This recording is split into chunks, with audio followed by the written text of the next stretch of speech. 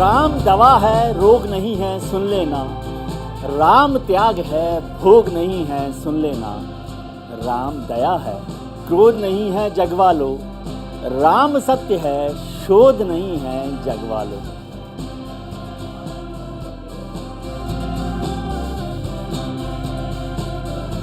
जब घड़ी में बजते हैं रात के 8 तो न्यूज इंडिया पर होती है सत्य की विजय की बात। सत्य जो हमेशा असत्य पर विजय हासिल करता है, सत्य जो कभी झुकता नहीं, रुकता नहीं, कभी कमजोर पड़ता नहीं। नमस्कार, मैं हूं विजय त्रिवेदी। स्वागत है आपका हमारे इस खास शो में।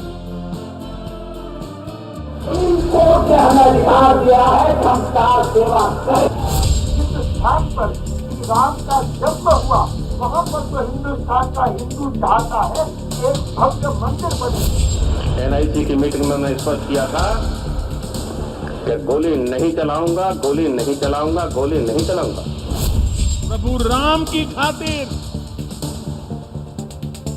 आंख बंद करके सिर्फ और सिर्फ भारत की न्याय प्रणाली के प्रति श्रद्धा रखें। हमारा कार्य संघर्ष का था, आंदोलन का था, लेकिन अब आंदोलन के बाद हमें निर्माण के इस कार्य के साथ इसी प्राणपण से जुटना होगा।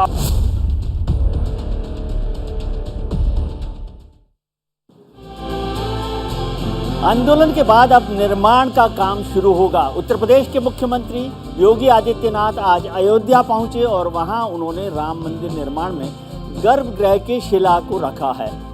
राम मंदिर का स्वरूप कैसा होगा, राम मंदिर कैसे बनेगा, इसको हम लोग चर्चा करेंगे कि राम मंदिर का स्वरूप क्या होगा।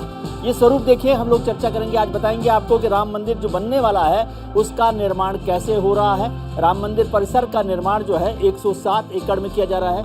मंदिर 3 मंजिल का होगा, उसकी चर्चा करेंगे। मंदिर के 4 प्रवेश द्वार होंगे जिनका नाम गोपुरम होगा। मंदिर परिसर का निर्माण 107 एकड़ में किया जाएगा, जैसे आपको बता रहे हैं। पहले 67 एकड़ की बात हो रही थी, फिर उसका विस्तार किया गया और उसको 107 एकड़ में बनाया गया। मंदिर को 3 मंजिला होगा, 3 मंजिलें उसमें बनाई जाएंगी और उसके 5 शिखर बनाए जाएंगे। 5 शिखर होंगे उसके, जिसको लेकर चर्चा हो रही है। 3 मंजिल में उसको बनाया जाएगा।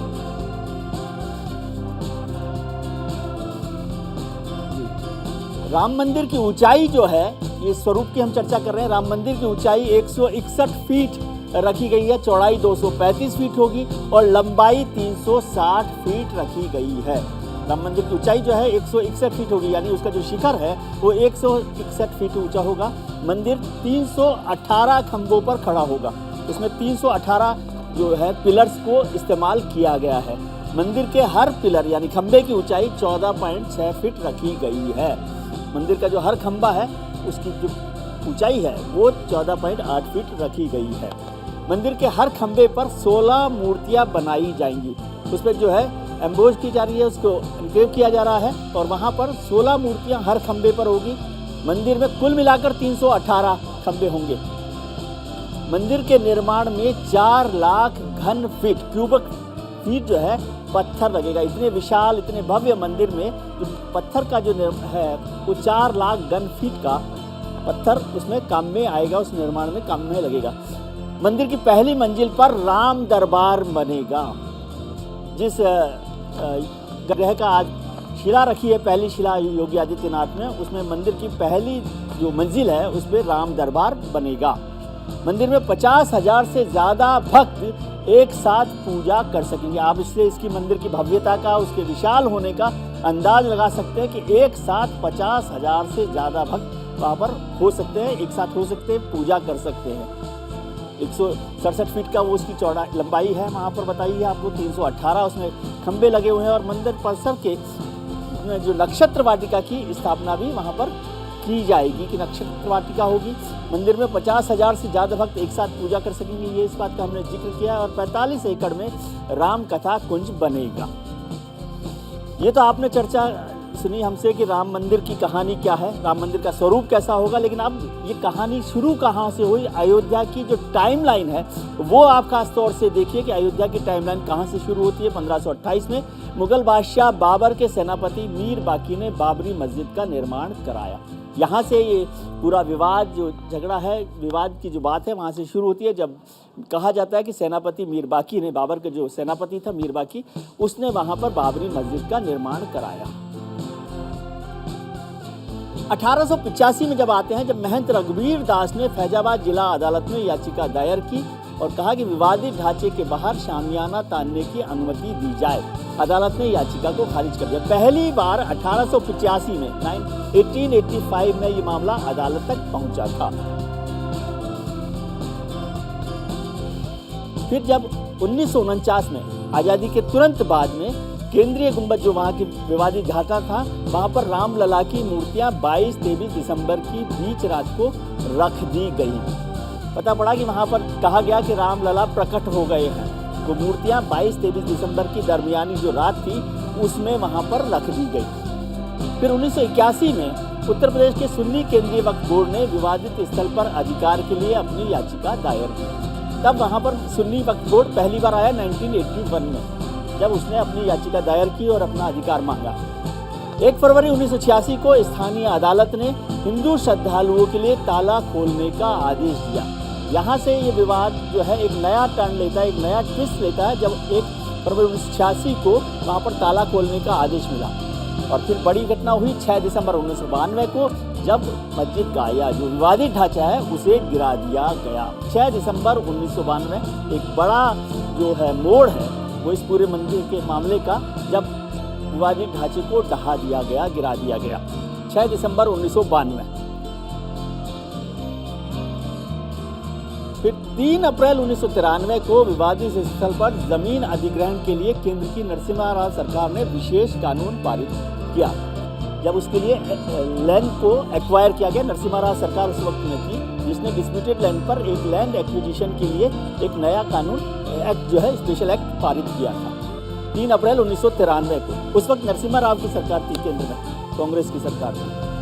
30 दिसंबर 2010 को एक बड़ा फैसला है। इलाहाबाद हाईकोर्ट ने विवादित जगह को सुन्नी वक्फ बोर्ड, निर्मोही अखाड़ा और रामलला के बीच 3 हिस्सों में बांटने का आदेश दिया। ये बात है 30 दिसंबर 2010 को, जब इलाहाबाद हाईकोर्ट ने इस पर फैसला सुनाया था और 3 हिस्सों में इस मंदिर को बांट दिया गया था। उस दिन भी मैं अयोध्या में मौजूद था, लेकिन वो बहुत महत्वपूर्ण फैसला था जिसमें 3 हिस्सों में बांट दिया गया, लेकिन उस फैसले को किसी ने भी नहीं माना और उस फैसले को सुप्रीम कोर्ट में चुनौती दी गई।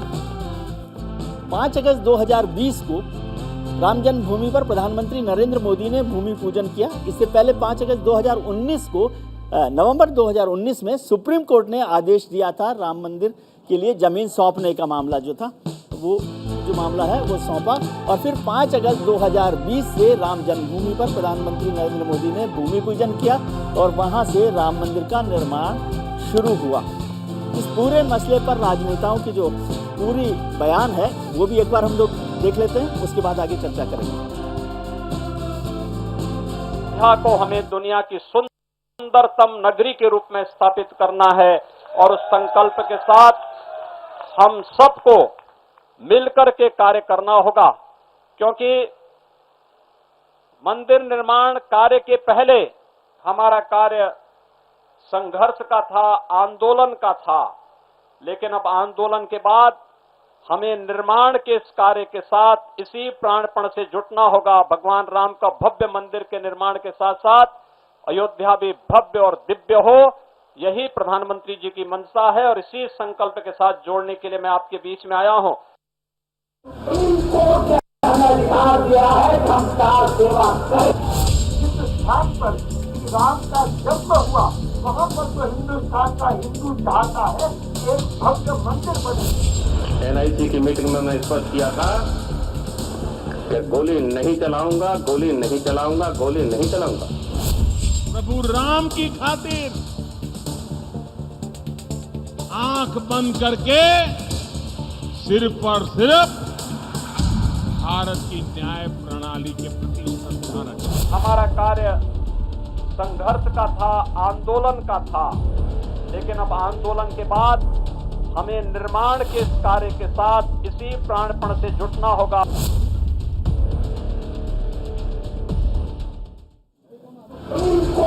राम की महिमा राम ही जाने और राम मंदिर के पूरे जन्मभूमि आंदोलन की पूरी कहानी आज हम सुनाएंगे इस खास कार्यक्रम में। हमारे साथ बेहद खास मेहमान होंगे, लेकिन मेहमानों से आपको रूबरू करवाएं उससे पहले दिखाते हैं आज के पोल का सवाल। आज के हमारे पोल का सवाल है कि क्या राम मंदिर निर्माण होने से अयोध्या में लौटेगा राम राज्य? आप हमें अपनी राय दे सकते हैं हमारे ट्विटर हैंडल @NewsIndia24/7 पर। इसका नतीजा हम आपको शो के आखिर में दिखाएंगे। आप ट्वीट करके भी हमें अपनी राय दे सकते हैं, हम उस राय को शामिल करेंगे हमारे प्रोग्राम में।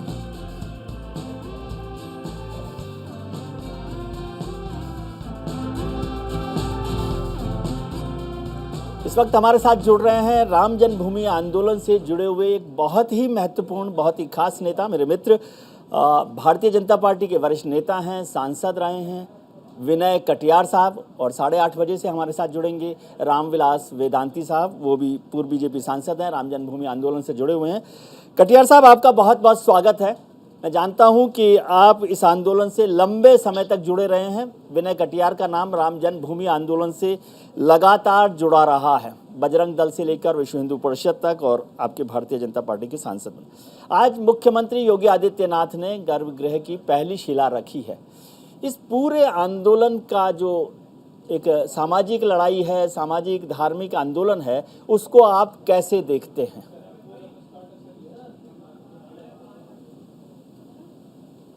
हमसे पूछ रहे हैं? जी, आप ही हैं हमारे साथ विनय जी। नहीं, ये तो इतनी बड़ी प्रसन्नता की बात हो गई है जी। सारा संघर्ष समाप्त हो गया। अब रचनात्मक काम करने की बारी है जी। निर्माण का काम करना बाकी है। तो आज से निर्माण काम भी प्रारंभ हो गया जी। गर्भगृह पर शिला रख दी गई है और वहां से अब तेजी के साथ काम शुरू होगा, चरणबद्ध तरीके से शुरू होगा। और जिस गति के साथ बनना चाहिए उस गति से भी आगे तेज बनेगा, सुंदर बनेगा, अति सुंदर बनेगा। जितने लोगों ने कल्पना नहीं की होगी उससे भी अधिक सुंदर मंदिर बनने वाला है जी। तो हम आया है हाथ में कमान, तो अच्छा होगा। क्या इसकी कोई टाइमलाइन आपने तय की है, डेडलाइन तय की है कि 2024 तक चुनावों से पहले राम मंदिर का निर्माण हो जाएगा, या गर्भगृह का निर्माण हो जाएगा, या मूर्ति का जो है स्थापना वहां पर हो जाएगी? किस तरह की टाइमलाइन, डेडलाइन बनाई गई है? नहीं, अभी टाइमलाइन तो नहीं बनाई गई है जी। अब वो समय आएगा उसको भी बना लेंगे जी। लेकिन समय लगता है हर काम में। बताया ना हमने, विध्वंस का मामला तो जल्दी हो जाता है जी। एक रात में, घंटों में काम हो जाता है। वो तो आपने कर दिया, लेकिन निर्माण का काम बहुत समय लगता है जी। तो अब निर्माण की बारी है। अच्छा बने, सुंदर बने, बढ़िया बने, समय जो भी लगना हो लगे, उसकी कोई चिंता की बात नहीं जी। लेकिन अच्छा बनना चाहिए, सुंदर बनना चाहिए जी। सर, एक पूरी जनरेशन जो है इस आंदोलन को बाद से, जब से आंदोलन शुरू हुआ उसके बाद से हिंदुस्तान की एक नई जनरेशन भी आ गई, यूथ भी आ गया। इसलिए मैं आपसे जानना चाहता हूं कि जो लोग इस पूरे आंदोलन को नहीं जानते, उसकी थोड़ी सी भूमिका, थोड़ी सी कहानी आपकी ज़ुबानी में सुनना चाहता हूं, क्योंकि आप इस आंदोलन के साथ पहले दिन से करीब करीब समझ लीजिए, भारतीय जनता पार्टी जब से खासतौर से इस आंदोलन में आई तब से आप जुड़े हुए हैं, और बजरंग दल, विश्व हिंदू परिषद और भारतीय जनता पार्टी की भूमिका कैसी रही? नहीं, हम भारतीय जनता पार्टी की भूमिका तो बहुत बाद में आई थी जी। पहले तो बजरंग दल, विश्व हिंदू परिषद ने काम शुरू किया है जी। श्री राम जन्मभूमि मुक्ति समिति ने काम शुरू किया है जी। दाऊदयाल खन्ना साथ में थे। दाऊदयाल खन्ना श्री राम जन्मभूमि मुक्ति समिति का निर्माण किया था जी। हम लोगों ने मिल करके किया था जी। और उसी के आधार पर आंदोलन शुरू हुआ। और जब वो आंदोलन शुरू हो गया तो जिनका नाम आप लोगों ने दिया है, ये सारे लोग इसमें सम्मिलित हो गए जी। एक का मजबूत संगठन बना, एक विचारधारा मजबूती के साथ खड़ी हुई, उस विचारधारा के आधार पर काम करते रहे। आज भी वही विचारधारा काम कर रही है इसी विचारधारा के आधार पर हम आगे काम करते रहेंगे, बढ़ते रहेंगे और राम मंदिर का निर्माण भव्य दिव्य ये अच्छा बने, इसके लिए जो भी करना होगा वो सब करेंगे। जी, आप इसको विचारधारा का आंदोलन मानते हैं और किस विचारधारा का आंदोलन मानते ये हैं? नहीं, ये पूरा राम की विचारधारा है। जी, भगवान पुरुषोत्तम राम, उनकी विचारधारा का ये है आंदोलन। जी, और इस आंदोलन को जब शुरू किया तो बजरंग दल की स्थापना की थी मैंने, जी, और बजरंग दल की स्थापना के साथ उसका काम ही एक ही था कि रक्षा और सुरक्षा की व्यवस्था अपने हाथों में ली जाए। वो काम हुआ। अयोध्या से लखनऊ तक की पदयात्रा 7 दिन की हुई थी। उसमें बजरंग दल की महत्वपूर्ण भूमिका थी। सुरक्षा की दृष्टि से यात्रा हमारे साथ उसे चले, सब साधु संत थे, सभी अखाड़ों के संत थे, जी, सब नागा बाबा आए थे। ये पहली बार हुआ कि नागा लोग 7 दिन के लिए निकल पड़े। बड़ा कठिन काम था, जिनका शरीर अगर एक दूसरे से टच हो जाता था तो लड़ जाते थे। जहाँ इस प्रकार का बंदिशें हों, उसके बीच में आंदोलन चलाना जी, ये और कठिन हो जाता। जी, लेकिन भगवान ने सब काम पूरा किया और 7 दिन की पदयात्रा हम लोगों ने पैदल की। बेगम हजरत महल पार्क में बहुत बड़ा हिंदू सम्मेलन हुआ। हाँ, उसी में श्री चंद्र दीक्षित एक्स डीजीपी वो आए। दाऊदयाल खन्ना बहुत पहले से जुड़ गए थे इस आंदोलन में। कांग्रेसी नेता होने के बावजूद भी उन्होंने बहुत अच्छा काम किया। अधिक उम्र होने के बावजूद भी वो काम करते रहे, जुटे रहे। तो ऐसे बहुत सारे हैं प्रकरण। सर आपने कहा कि बजरंग दल की स्थापना आपने की, मैं जानता हूं, मुझे याद है वो घटना भी। आजकल बजरंग दल नहीं दिखाई देता। क्या बजरंग दल का काम खत्म हो गया है या वो डिसअपियर हो गया है? नहीं, बजरंग दल का काम कोई नहीं खत्म हुआ। जी, उसका जो काम है रचनात्मक, वो काम कर रहा है। जी, विश्व हिंदू परिषद के साथ वो मर्ज होकर के काम कर रहा है। विश्व हिंदू परिषद के युवा शक्ति बनकर के काम कर रहा है। वो काम बहुत जरूरी है, वो होते रहना चाहिए। तो जहाँ जहाँ जरूरत पड़ेगी बजरंग दल काम करेगा, अच्छा करेगा, मेहनत के साथ काम करेगा। ये पूर्वक काम करेगा। लेकिन पहले अब हमको अयोध्या में राम मंदिर भव्य दिव्य बनकर के खड़ा हो जाए, यही चिंता है। जी सर, इस पूरे आंदोलन में 2 मुख्यमंत्री, अब तो 3 हो गए, 2 मुख्यमंत्री बहुत महत्वपूर्ण मैं समझता हूं जिनकी भूमिका रही। एक है उत्तर प्रदेश के पूर्व मुख्यमंत्री मुलायम सिंह यादव, जिनके रहते हुए जब कार सेवा हुई तो कार सेवकों पर गोली चली। उन्होंने कहा था कोई परिंदा भी पर नहीं मार सकता। दूसरे मुख्यमंत्री रहे 1992 में कल्याण सिंह जी, जिनके वक्त में कार सेवा हुई। उन्होंने कहा कुछ भी हो जाए कार सेवकों पर गोली नहीं चलाएंगे। और अब तीसरे मुख्यमंत्री हुए योगी आदित्यनाथ, जो गर्भगृह की पहली शिला रख रहे हैं। अब तीनों के कामकाज को, तीनों को कैसे देखते हैं इस पूरे आंदोलन में? कल्याण सिंह जी तो अद्भुत नेता थे जी, और उन्होंने तो कह दिया था कि हम कार सेवकों पर गोली नहीं चलाएंगे, हमारी सरकार रहे या जाए जी, और उसके आधार पर उन्होंने अपनी व्यूह बनाई थी। जी, लेकिन किसी प्रकार की परेशानी न हो आंदोलनकारियों को, उसकी भी उन्होंने चिंता की थी। जी, और तमाम प्रकार के आलेख आ गए थे, लेख आ गए थे कि कल्याण सिंह तो होस्टाइल हो गए हैं, वो राम जन्मभूमि के कार्यकर्ता हो गए हैं, जी, आंदोलनकारी नेताओं के कार्यकर्ता हो गए हैं। जी, लेकिन जो काम करना था मुख्यमंत्री रहते हुए, जी, और कल्याण सिंह कार्यकर्ता होने के नाते से दोनों भूमिकाओं को उन्होंने बखूबी निभा किया, जी, उसको निभाया। और मैं ऐसा समझता हूँ बड़ी हिम्मत करके काम किया। कोई सत्ता मिली हुई छोड़ता नहीं है। कल्याण सिंह ने काम किया, हमारी सरकार रहे चाहे जाए, हम गोली नहीं चलाएंगे। जी और वही सब हुआ।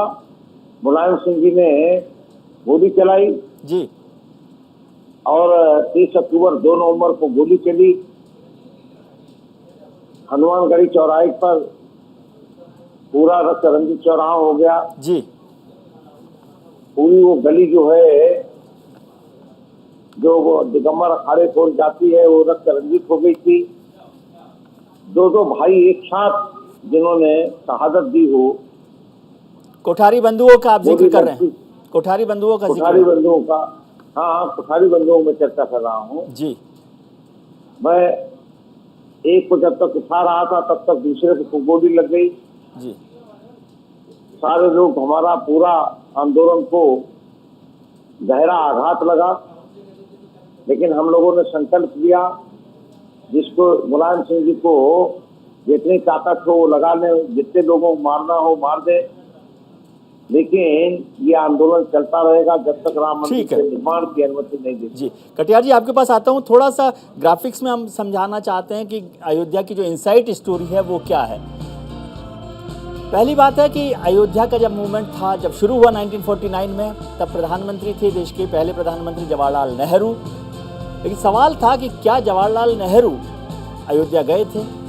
और 1949 में जब वहाँ पर मूर्ति रख दी गई, दिसंबर 1949 में विवादित स्थल के अंदर मूर्तियाँ रख दी गई और ये फैसला हुआ, फैजाबाद के तत्कालीन जो डीएम थे के नायर ने, वहाँ पर जो प्रधानमंत्री थे जवाहरलाल नेहरू, तत्कालीन प्रधानमंत्री, उन्हें वहाँ जाने से रोका। जबकि प्रधानमंत्री ने कहा था कि वहाँ जाएं, लेकिन नायर साहब ने उनको सलाह दी कि वो अयोध्या ना पहुँचें। कहा जाता है कि नायर को हिंदू महासभा की तरफ झुकाव था और उनकी वजह से ही वहाँ पर मूर्तियाँ रखी गई। घटना की सूचना दिल्ली और लखनऊ में वो अपने हिसाब से दिया करते थे, ऐसा कहा गया। ये अयोध्या का पहला चरण है 1949 का, जब वहाँ पर मूर्तियाँ रखी गई थी 22 और 23 दिसंबर 1949 की दरमियानी रात को।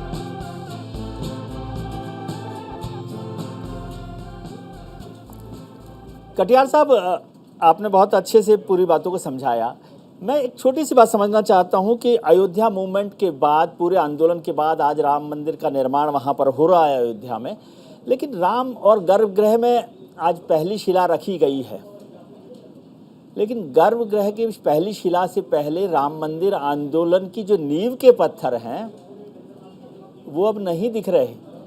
वो विनय कटियार हैं, वो साध्वी रितंबरा हैं, वो उमा भारती हैं, वो लाल कृष्ण आडवाणी हैं, वो मुरली मनोहर जोशी हैं, वो महंत रामचंद्र दास परमहंस हैं, उनका तो नाम ही शायद लोग भूल गए हैं, महंत अवैद्यनाथ हैं, शीशचंद दीक्षित का आपने नाम लिया, दाऊदयाल खन्ना से तो बहुत पुरानी बात हो जाएगी, प्रवीण तोगड़िया हैं। तो जो नींव के पत्थर थे अब आपने उनको नींव में ही रख दिया। अब नए कंगूरे बनेंगे, नए शिखर बनेंगे, नया निर्माण होगा, भव्य राम मंदिर होगा और शिलाओं के नीचे नींव में ये सब लोग दब जाएंगे। नहीं, कोई नींव में दबने वाला नहीं। जो भी काम करता है जी वो ऐतिहासिक काम हुआ है। जी ये सारे लोगों को नाम रहने वाले, जी लेकिन नाम के लिए काम नहीं किया, मंदिर निर्माण के लिए काम किया। नाम के लिए काम नहीं किया, लेकिन जो काम किया उसका तो नाम होना चाहिए ना सर।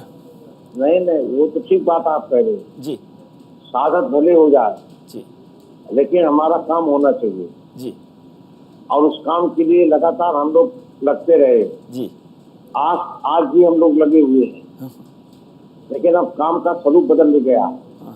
अब निर्माण का स्वरूप आया। जी विध्वंस की तारीख खत्म हो गई, जी अब निर्माण की तारीख चल रही है।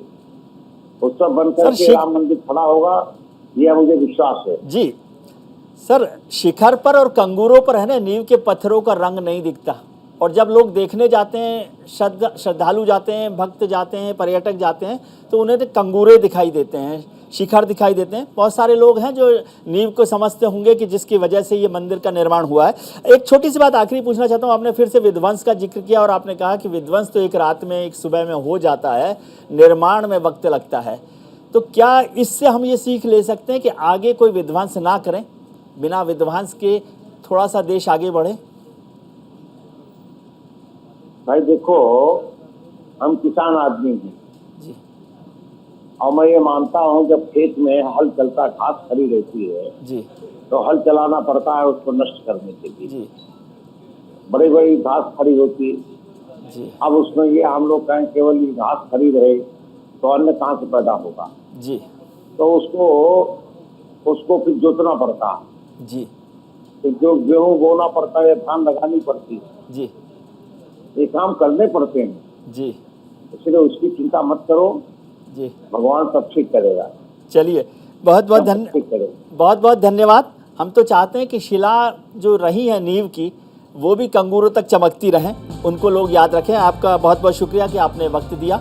वक्त है ब्रेक पर जाने का, लेकिन ब्रेक पर जाएं उससे पहले आज के पोल का सवाल एक बार फिर हम आपको दिखाते हैं। आज के हमारे पोल का सवाल है कि क्या राम मंदिर निर्माण होने से अयोध्या में फिर से राम राज्य लौटेगा? आप हमें अपनी राय दे सकते हैं हमारे ट्विटर हैंडल @newsindia24/7 पर, जिसका नतीजा हम आपको शो के आखिर में दिखाएंगे। आप ट्वीट करके भी अपनी राय दे सकते हैं हमें।